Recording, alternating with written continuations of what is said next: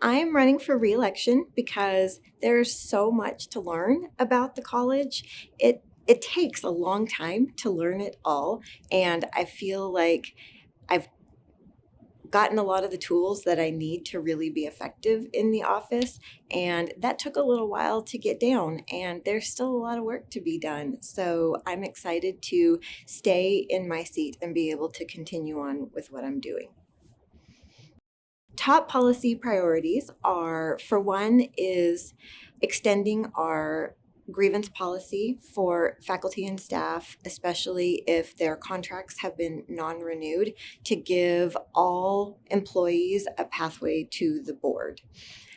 We've seen some problems arise when people feel like they don't have a voice, when they can't just feel like they've been heard for whatever reason. And so that is some policy that I feel strongly needs to be rewritten, just because people just want to be heard. And we've seen that historically in the last couple of years. So I think that's policy worth rewriting. One of the first things that I accomplished in office was that Collin was the third out of 50 community college systems in Texas to get paid family leave. And that was really exciting. And now I'd like to extend that policy. Our baseline was 10 days. And as we know, when you introduce a new child into a family, it's great to have something, but 10 days is barely a blip. And so I'd like to see us extend that policy during this term. And I have a whole laundry list of other things. So you'll have to come to my website or reelect me to find out what they are. There are so many ways because the college is such a huge entity with so many moving pieces right now. Obviously, student success is our biggest metric.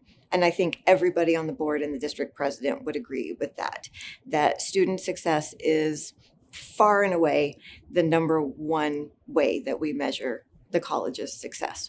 After that, it is our financial position, making sure that, obviously we're keeping the lights on because that's kind of important. Then how are we managing taxpayer money? Because we always want to be mindful and be responsible in the ways that we're managing taxpayer money. And a big part of that is how are we doing with tuition and fees and the tax rate, the property tax rate that we're instituting on an annual basis. And then many things that come from there. A big passion of mine is diversity, equity, and inclusion. And I think that is a metric that needs to be measured regularly. And there's so many ways to measure that and so many different levels to measure it on. It would maybe be a shorter list to measure the ways in which it's not important to the business community for Collin College to succeed. But probably the easiest way to look at it is at the technical campus that we've opened in Allen with all of our workforce programs. One of the wonderful things that Neil Matkin has done as president is to be really sensitive to the needs in the community. What are the business needs? What are the gaps? What are employers really, really needing? What do our businesses really need around here? What are they hurting for in employees? And he's really good at assessing that, figuring out the programs that are going to fill those gaps and getting them in place really rapidly in terms of academic timelines. It doesn't seem rapidly to the rest of the world, but it's rapid to us. So our nursing program, we were 60,000 nurses short in North Texas, and we went through and got legislative approval for our 4-year nursing program. Then we got all of our workforce programs. So welding, HVAC, vet tech, sonogram tech. We have all these amazing workforce programs because Collin County is overwhelmingly blessed with people who have bachelor's degrees, master's degrees, but we also need people who have workforce certifications and workforce education, because you can't have all of one without the other and have a community that is self-sufficient. We do work closely with the ISDs already with our incredibly successful dual credit program. It's it's amazing to come to our graduations and to see from one graduation to the next, to the next, to the next, because we have 2 a year. Our graduates that are high school graduates that are coming to graduation that are getting an associate's degree. So they're either just graduating with their high school diploma or they're about to graduate with their high school diploma, but they're coming to our graduation to get their associate's degree. And that number is like that group is growing all the time. And so I think that is the biggest sign of our connection with the ISD is seeing our high school graduates that are also simultaneously showing up to our graduations and earning an associate's degree at the same time. It's amazing to see that and to know that they are getting started so early with such a valuable thing at such a low or no cost to them. And I'm so excited to see that. And that's the biggest thing that we can do is keep building and extending that program to more and more ISDs. Because we partner with the large ISDs now and several of the smaller ones, but I would like to see us continue to build those partnerships with more and more of the ISDs, but especially concentrate on the ISDs that are in some of the lower socioeconomic parts of Collin County and really, really focus on the students in those schools and getting them into our dual credit program. I'd also really like to see us working on students that are in SPED programs in the ISDs and helping them get into Collin and working on programs for them, because it's really scary in Texas if you have a child who is neurodiverse.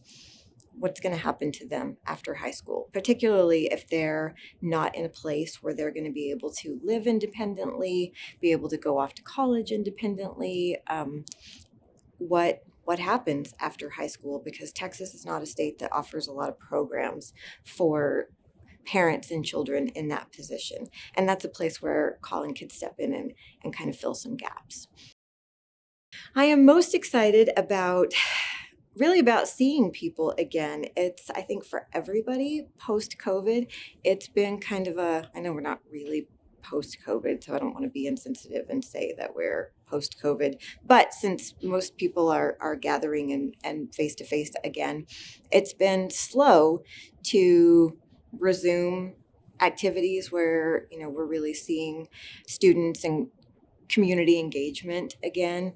And I am so excited to see all of that starting to ramp up again, because I so much missed that face-to-face engagement with our community partners, scholarship dinners with students, all of those things. And I'm so excited to, see our nurses out in the world, go to our nursing graduations, our trauma days that our first responders put on at the public safety training facility in McKinney. If you have an opportunity to go to a trauma day, that is one of the most exciting things to see, is our first responder graduates going through simulated actual events on the amazing first-rate campus that's out there. We have so many great programs.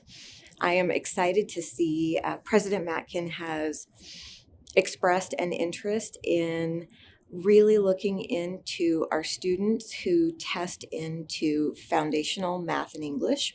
And this is endemic all over the country. We have more and more students who are testing into not for credit math and English.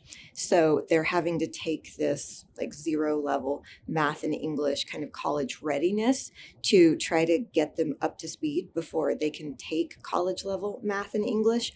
And this is all over the country. Colleges are experiencing this, and nobody has figured out a good way to help these students. And what we see is that many of them wind up taking these foundational courses 1, 2, even 3 times, going through their financial aid or just getting discouraged and dropping out altogether, and we don't see them again. Nobody's figured out a good way to overcome this hurdle, and how do we help these students? And I'm really excited about concentrating some of the resources that Collin has in that direction.